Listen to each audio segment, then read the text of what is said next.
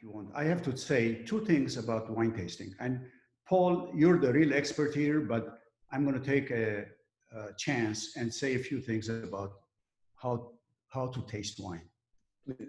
The one thing that I've seen that people do not do enough, wine tasting takes a lot of concentration. It takes focus.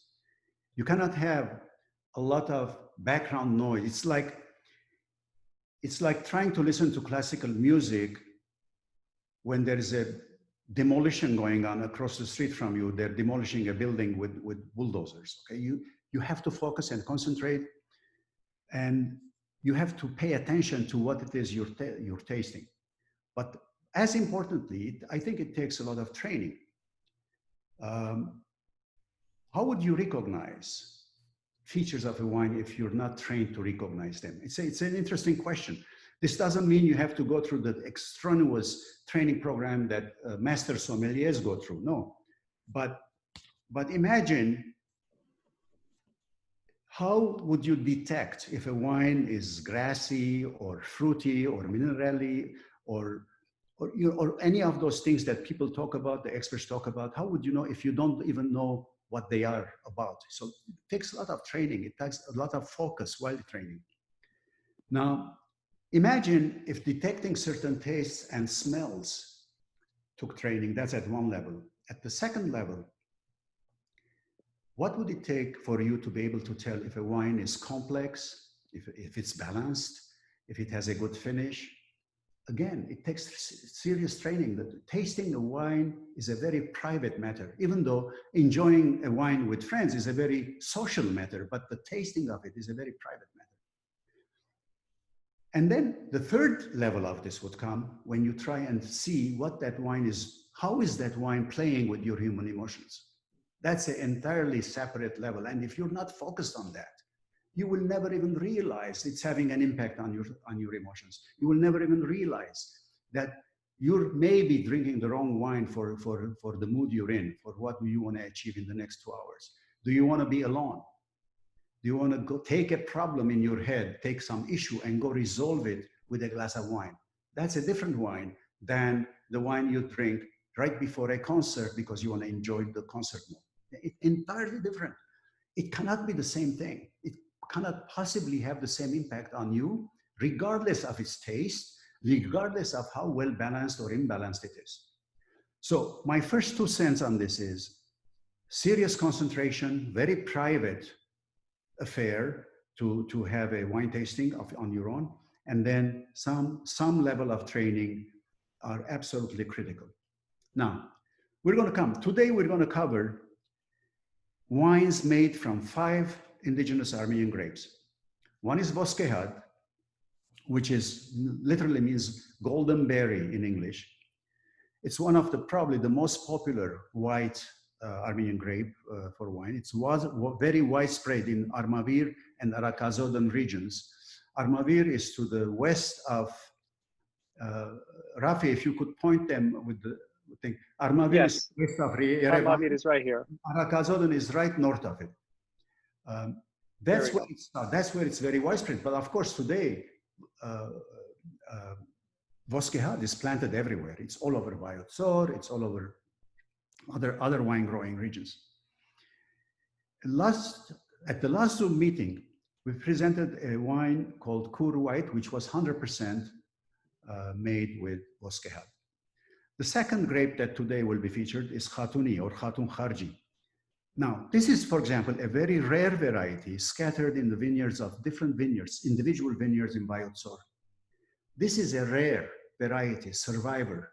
This is the one that should be propagated instead of Garbrahut or Gankun. Okay, I wish they would plant vineyards of this to bring it back to modern day.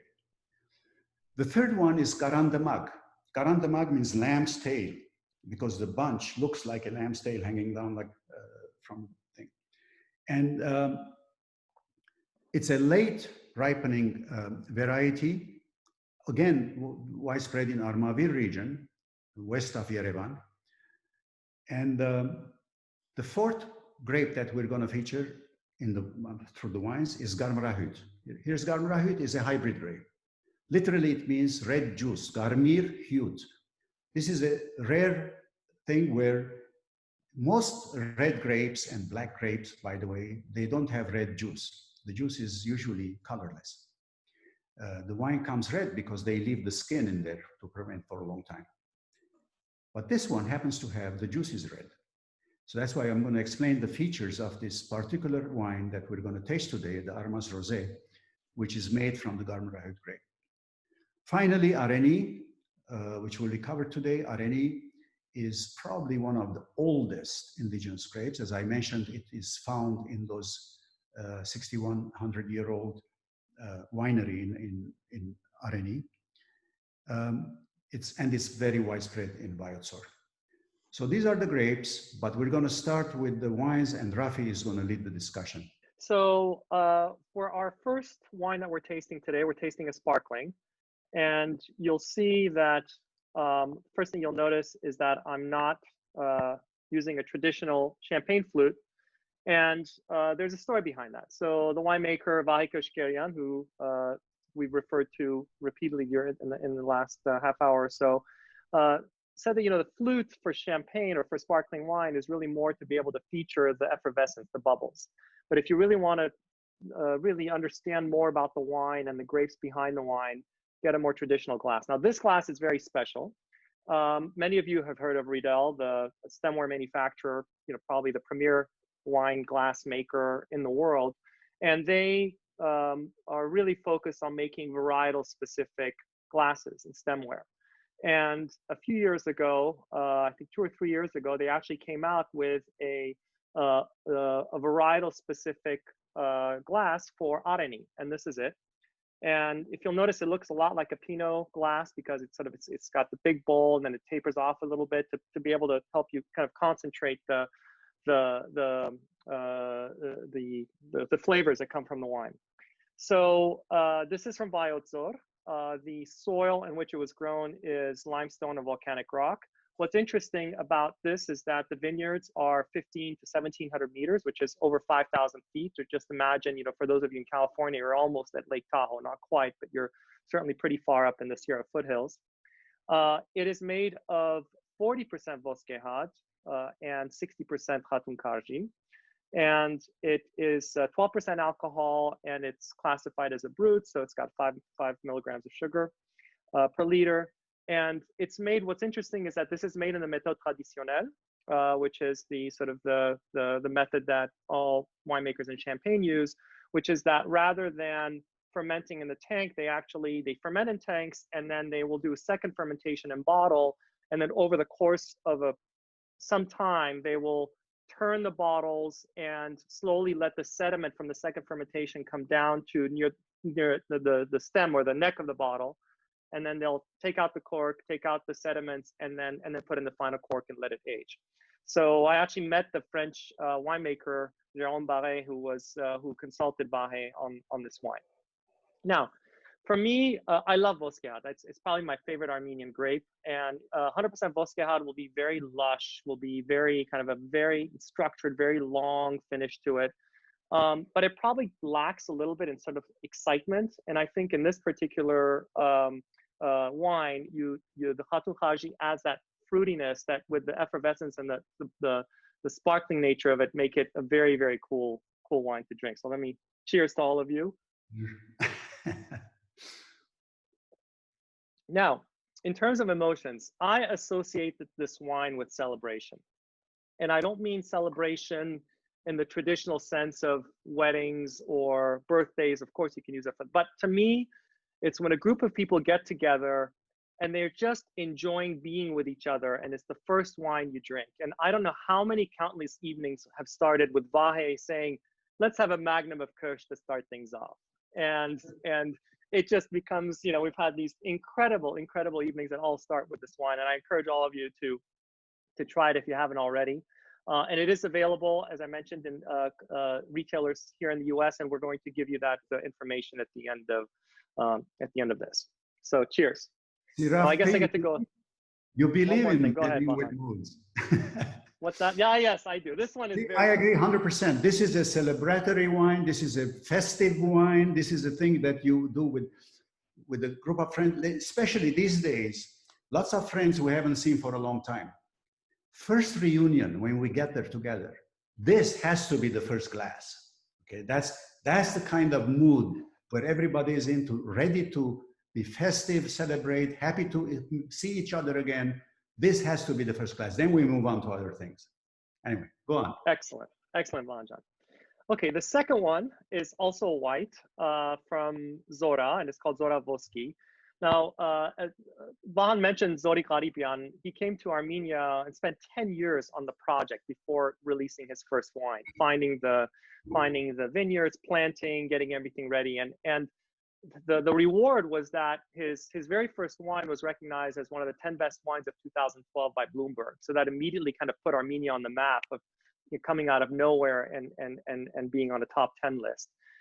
This particular wine is half Voskehad and half Garan Damag, which was the second varietal that Vahan spoke about. The vines are, again, at a relatively high altitude. His winery is in the village of Rind. So there's a river that cuts through Vayotzor, and the northern side of that river, on the northern slope, at about this 1,500 meter altitude, is this small village of Rind. And he's made the winery in a traditional way. He actually uses rough concrete for the fermentation and aging rather than traditional steel tanks. It's a little different than 100% Voskehad, because if you try, Vahan mentioned the Kur Voskehad or Zulal Voskehad or one of the latest ones, Oshin, they all have these very well, kind of just beautiful structure to them. The finish just goes on forever, especially if they've matured properly in the right amount of oak. This one, again, has a little bit more flavor to it. So you definitely have that kind of the balance that the Voskehad brings, but also the Garan Damag also brings kind of a nice little zing to it. So cheers on this one. Cheers. Oh, that's nice. I know this is different than a pure Voskehad, but in terms of pairing with moods, this is quite similar to the Kur White that I described last time during the Zoom meeting. In the following sense, if you have a glass or two of this, before you listen to a piece of music, before you go to a concert, if concerts are ever possible, before you see a show, I guarantee you will enjoy the music and the show much more.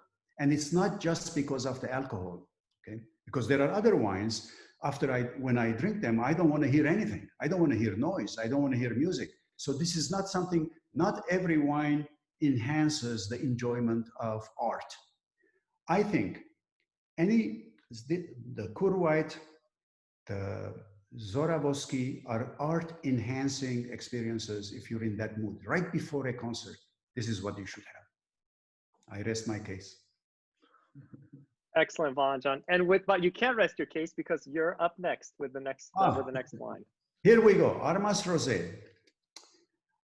This is a very unusual rosé. Okay, I don't know if you guys like rosés, you've drank many rosés, you will find this quite different than any other rosé you've had. And the main reason for that is the grape. As I mentioned, the Garam Rayut grape, the juice is red. So this is darker than most other rosés that you may have had. And it has a much different, like unique, more versatile taste. And I'm going to read one thing for you. And again, I'm going to tie it to moods from the book. There's a scene in the book where Van Dorian notices a couple. They're sitting there in his wine club. They're having a rosé, but they're very calm and composed. And unlike most other couples who are lively and rowdy and they're having a good time, these guys are very dignified and calm. And he senses a certain mood there. He senses something very melancholic going on at that table. He tells to his friend watching also, he says, look, something is coming to an end at that table. They're finishing something. Either they're ending their relationship, this couple, or they're giving up on a wonderful plan, or something is coming to an end. There's this sad melancholy overwhelming their hearts. And he looks and he says, they're drinking the wrong rosé. That rosé is too light, it's too playful, it's too happy. They cannot, that doesn't match their mood. And he gets very mad. And he says um, that the one they're drinking is light, refreshing, and youthful. It doesn't match the mood. If they like rosé, they should be having an Alma d'Arbara Hüt rosé, which is heavier, more serious, more complex, less playful, and certainly more versatile. When I wrote those words, I was thinking of this Armas Rosé, d'Arbara Hüt rosé, and that's what this wine is. So this is from the Arakazodan region in Norietesia. D'Arbara Hüt is planted in those vineyards. They're wonderful, wonderful vineyards and wonderful winery, by the way, very modern. Again, those of you who haven't been to a tour of the Armas winery by Victoria, you're missing something big. I mean, it's a very contagious feeling about getting how much love of wine there is in that one little experience. But that's what this Armas Rosé here. Again, as Rafi said, we will show you where to get this later on. Trinity is a 100% RNE grape. It's in Biotsur. Again, volcanic sedimentary soil in that magical, truly magical mountains that you're seeing a little bit. Actually, it's not too far from the background that you have there. It would take me about 15 minutes to drive from my place there to his vineyard. Now, this, in terms of tasting notes for this, it's a very, very interesting wine. I love this one for its total complexity. What I mean by that is, on the one hand, it's fruity. On the other hand, it's very spicy. I can taste the it's very peppery.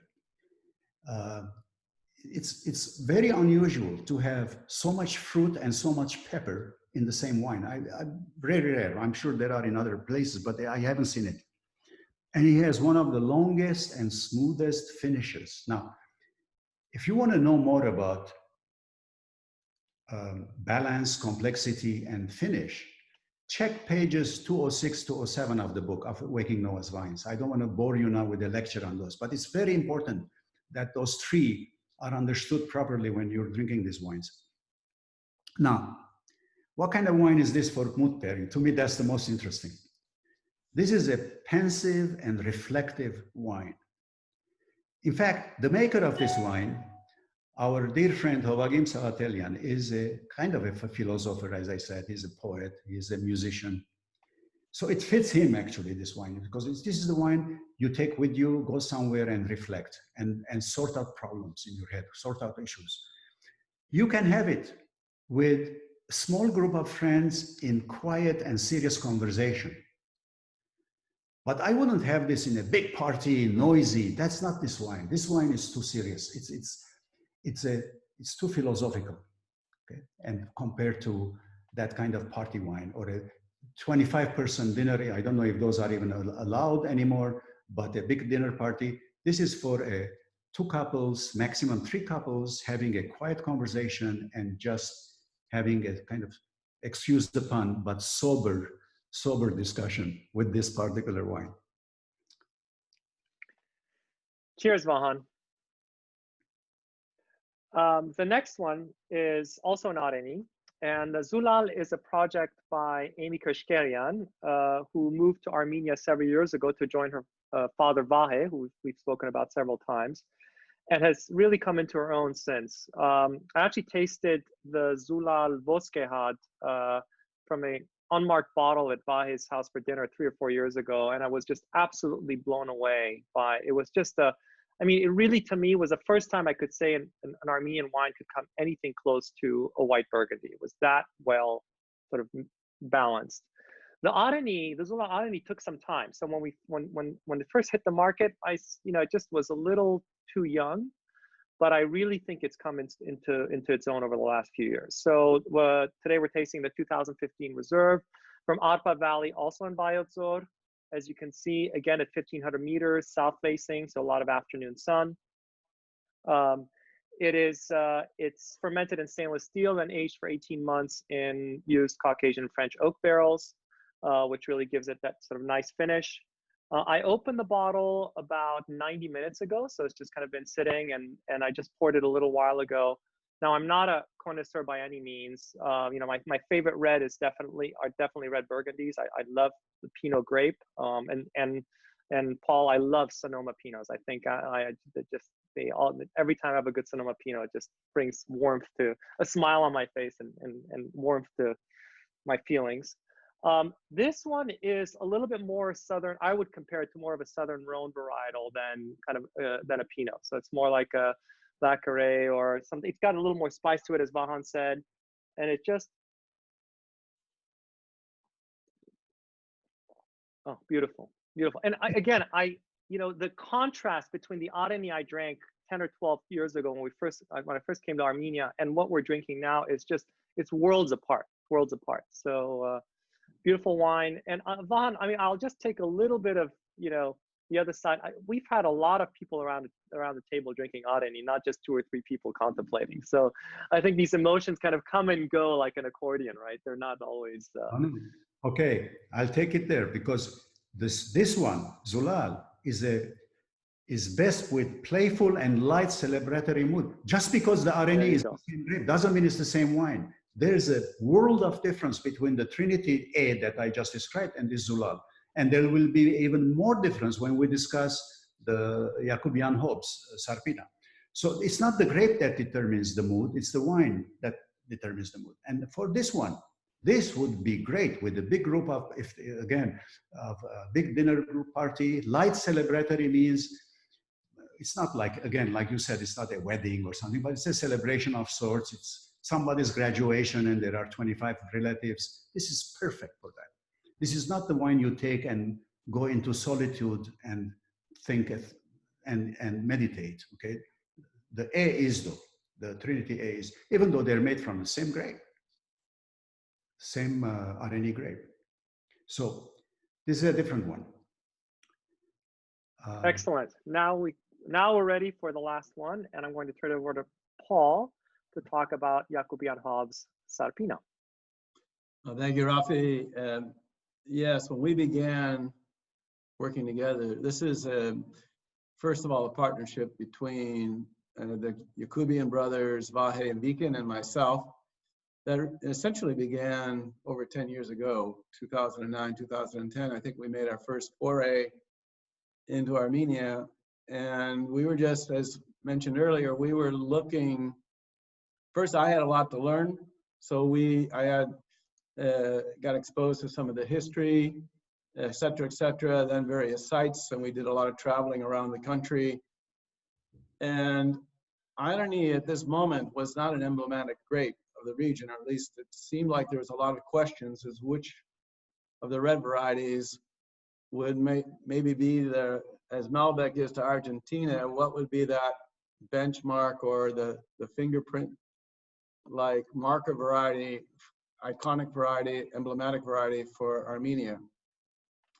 And we did a lot of tasting. Some of that tasting was done in really ancient and rundown wineries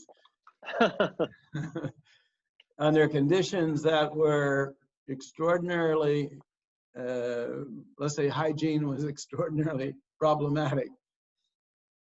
We settled in this region that's now becoming rather popular, and it was actually before the cave was found, just above it, on an area that, and one of the reasons I personally fell in love with it was because it's a high level plateau, but it's shaped like a finger, and it's a very narrow plateau coming off the side of these massive mountains, if you can imagine that, with a pretty good slope or inclination. And that meant good drainage. But in addition to that, yeah, there you go. In addition to that, I was captivated by the soils, which were quite heavy in limestone and a lot of rock. And then as we began to learn about the varieties, this Areni variety appeared to be one of the most interesting, able to make it in such a way that you could have complexity. And I find it very curious that, George Riedel, of course, has developed a glass basically on the model of a Pinot Noir glass with a closed fluke at the top, closing it down a bit. And I think that's, he was right. Somehow he hit that perfectly. But also, when I was asked not long ago by the Wall Street Journal, well, what would you contrast irony grape? I did suggest that it had many characteristics of Pinot Noir, but the grape itself does not at all look like Pinot Noir. It's a much larger berry, more pulpy, and the way it's being grown in Armenia, at least currently, is with a trellis system and a management system that is basically kind of wild. It's really interesting to see, like they probably have a strategy when they go to prune, but it's difficult to I haven't been able to figure that strategy. So we have taken and begun working with the growers in this particular region, just at an elevation about 500 meters above the cave site. It's a very cold region. In the wintertime, we get a lot of snow, but we also get good rainfalls, yet it requires irrigation. And we could see that the farming here was done in such a way that it had been farmed for millennial, but the soils were really healthy and alive. And so we could see that people respected the way they farmed the grape. At any rate, when we started working with the grape, we had to make a lot of adjustments. So one of the main things that we did was to discuss with growers how to prune, and probably one of the most important things, how to thin. That meant dropping fruit, which didn't go down well with them. So we said, don't worry, we'll pay you for the fruit that you put on the ground, but we need fewer clusters on the vine to get more concentration. Now, when you look at this wine, you can see the color, in fact, in many respects, is very similar to what you would expect from a Pinot Noir. It is, you know, the grape skin itself, the grape, I would say, looks more like a Syrah grape on the vine. It's kind of black, but it gives a very light Pinot Noir-like color. And it's one of the things that I marveled at when I first tasted examples of the wines made from this grape variety was that it has this ethereal, alluring characteristic. Hard to put your finger on exactly. There's clearly a spice note in the wine, but hard to really capture its personality, which is something that I find intriguing. You know, it just keeps you coming back, and it tends to evolve a lot. So while you taste it at one moment, then you go back to it, it's not the same thing. And I quite like that. I think that in the glass, it grows and it breathes. And yet at the same time, it has that ability to dance across the palate beautifully. So this wine, to me, you mentioned pepper notes, you mentioned spice, and it has all those things as well. I think it shows a lot of red fruit, the balance, the elegance, and the complexity. So with Vahan, when you want to study a wine, you got to do what Vahan suggests. And it's a full focused exercise to appreciate all the nuances. So any distraction would be, you'd miss maybe a lot of what the wine has to say. And believe it or not, even under a technical environment, you can grow an emotional attachment to a wine that has so much personality and character. And then when you can associate it with the place itself, it just makes the meaning of all that much better. So it was fascinating when we embarked on planting our own vineyard there. We bought 18 hectares. And then later we were told about the cave. That came about 3 years later. I think it was UCLA researchers working with Boris and other folks that helped discover this. And then we heard about the genetic analysis of the site, and that the skins particularly had the DNA that matched the irony grape. And I've always, maybe you guys have the answer to this, so I'm going to ask you a question. Which came first, the irony grape or the village of Arani? The chicken, the egg question, guys. Well, the grape came first.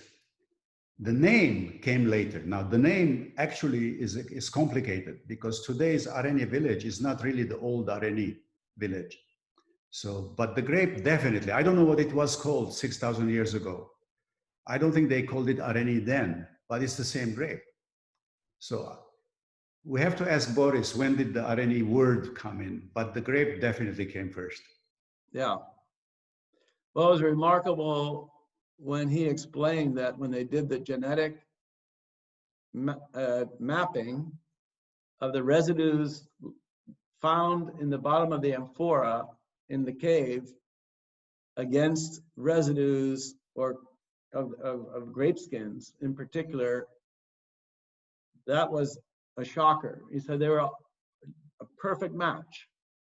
It has maybe minor mutations, but like a perfect match. So this grape has been made into wine for well over 6,000 years. Absolutely. Fascinating. That's why when Yorsky told you it's the original seed, right? The original grape. Yes. So, how he knew that, I still don't know. yeah, I'd love to know the story, his story, how he found out. Yeah, I'd like to know how he found that out. Yeah. Anyway, Paul, this wine to me is similar to is more closer to the Trinity. I'm talking strictly mood pairing now, not taste, not anything else, than to the Zulal Red. This is a pensive. This is, like you said, there are all these layers and layers of flavor. This is the thing you can take with you. You can have some friends, but you can also go at it alone, this wine. It's a wonderful wine for contemplation and reflection, as well as small gatherings. I wouldn't put this wine in a noisy room. You'll miss so much of it if in a noisy room, in my humble opinion, but that's my deal. Mm.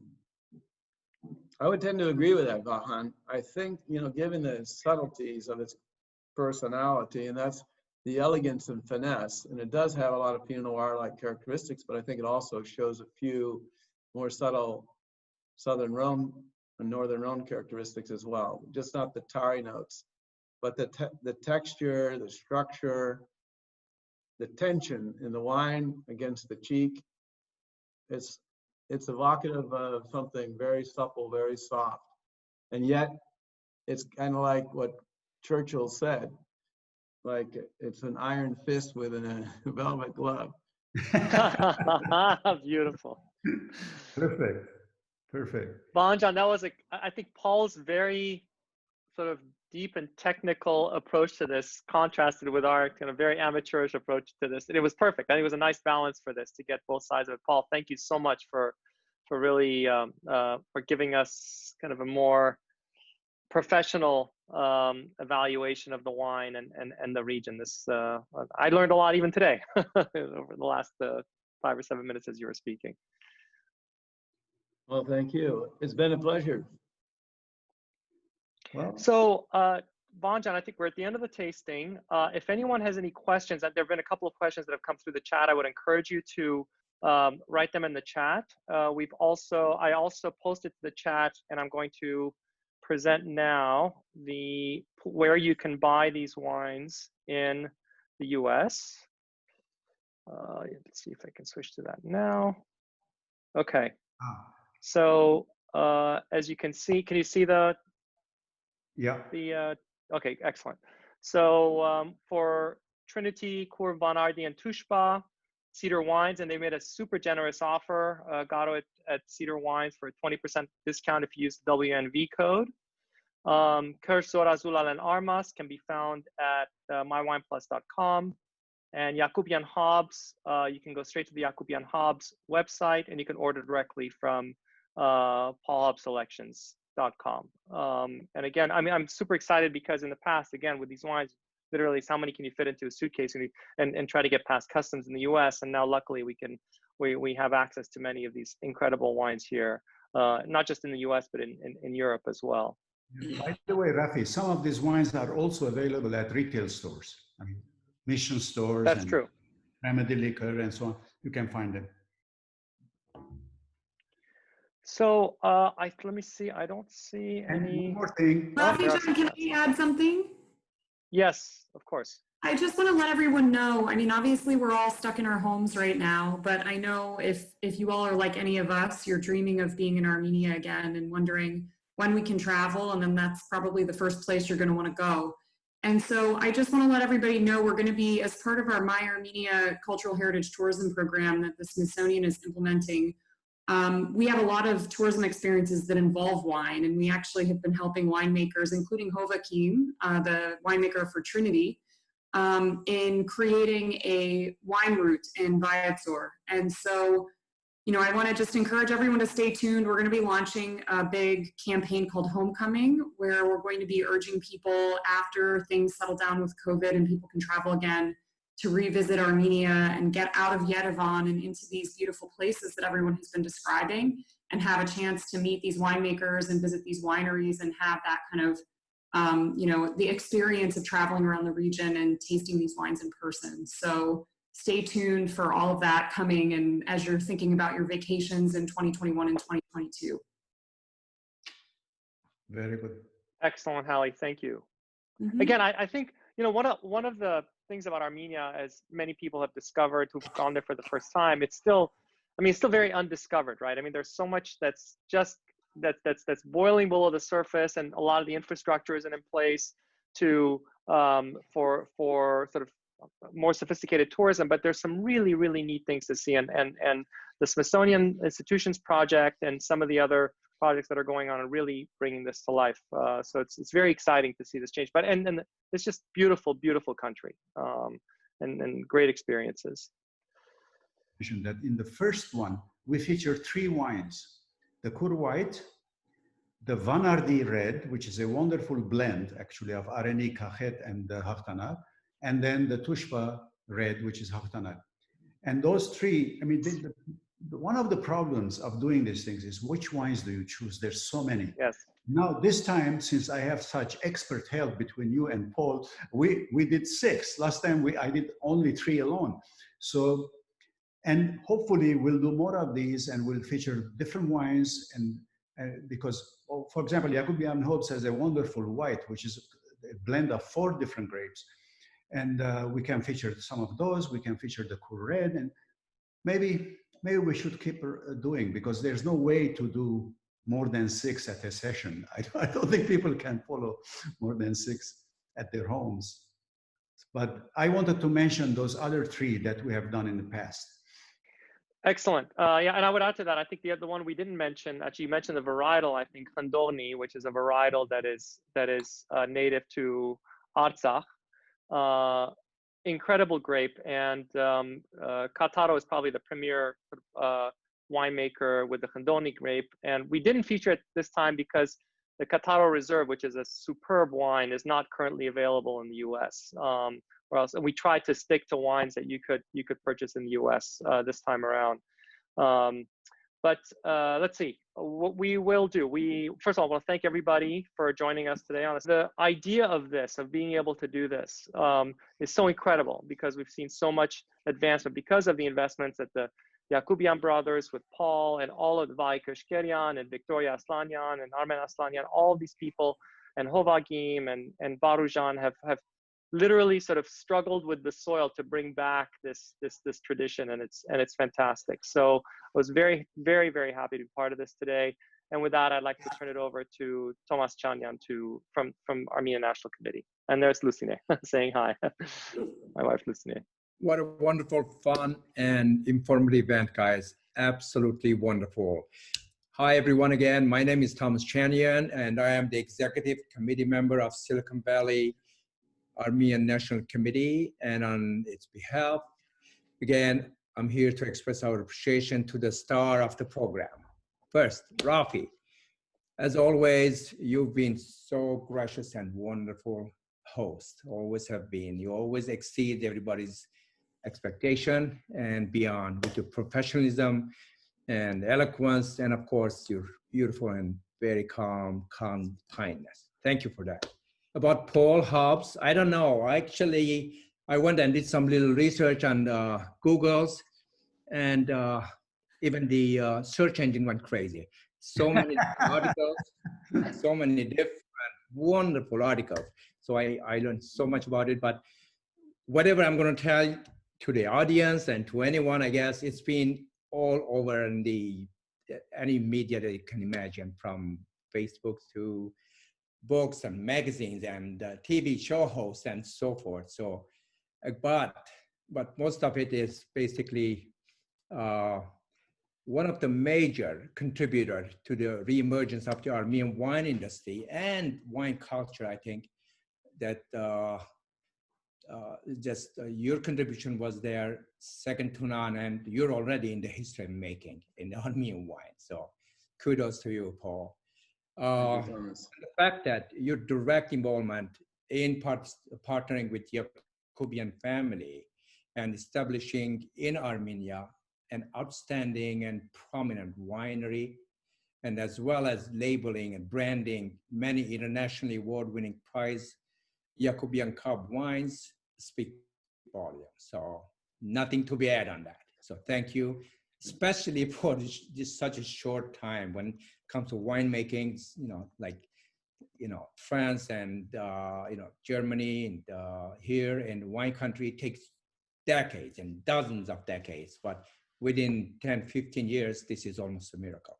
Thank you for that. Thank you. And I'd like to extend our sincere appreciation to Ellie as well, and her direct personal participation to this program today, I say, brought a cool, fresh breeze of atmosphere. And thank you.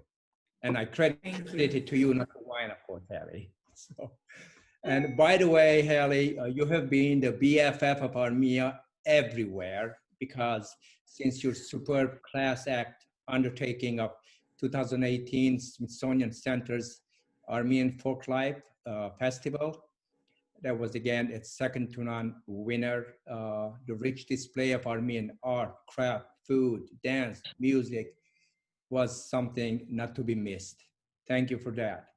And Vahan, I don't know, it's just a man who's done it all, I think, from being a notorious energy consultant, advisor to many oil producing countries, to an activist and world traveler, respected energy analyst, poet, literary writers, into many, many different articles, and of course, the author of 4 and still counting successful novels. Wonderful. To many of us, actually, you are indeed the Prince of Vayotsor. You look like one. Yes, I agree with that, Thomas. Good one. From Musadagh to Vayotsor. There we go.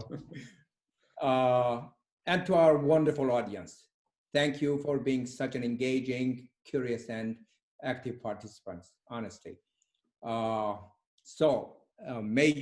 This is to the participants. May your dinner table never be absent of Armenian wine.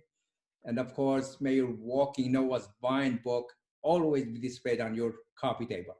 It is a great book and wonderful book as a reference, I would say. I have 2 actually, one upstairs and one downstairs, and read it religiously. I'm learning more and more about wine and culture, and it's becoming my religion. Hopefully my priest won't hear this. Your priest will appreciate that. That's true.